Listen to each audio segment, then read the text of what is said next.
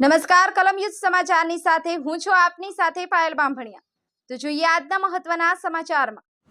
વ્યારામાં young મુસ્લિમ સમાજ મખદુમ નગર દ્વારા સૌપ્રથમ વખત યોજાયેલ રક્તદાન કેમ્પમાં 65 બોટલ રક્ત એકઠું કરાયું। વ્યારા નગરના વોર્ડ નંબર 1માં આવેલ મખદુમ નગર ખાતેના યંગ મુસ્લિમ સમાજ દ્વારા આજરોજ બ્લડ ડોનેશન કેમ્પનું આયોજન મખદુમ નગરમાં આવેલ મદ્રેસા હોલ ખાતે રાખવામાં આવ્યું હતું।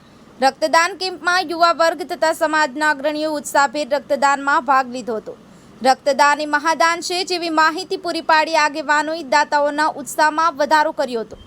રક્તદાન કેમ્પ ખાતે ઉપસ્થિત ડોક્ટરો દ્વારા રક્તદાન વિશે વિસ્તૃત માહિતી આપી લોકોને જાગૃત કર્યા હતા। વ્યારા મખદુમ નગર મદ્રેસા કુલ ખાતે યોજાયેલ રક્તદાન કેમ્પમાં 65 લોકોએ રક્તદાન કર્યું હતું। વ્યારા વોર્ડ નંબર 1માં મુસ્લિમ સમાજ દ્વારા સૌપ્રથમ વખત યોજાયેલા રક્તદાન કેમ્પમાં મુસ્લિમ યુવાનો દ્વારા પોતાના રક્ત આપી અમૂલ્ય માનવ જીવન બચાવવાની અલગ જગાવી હતી।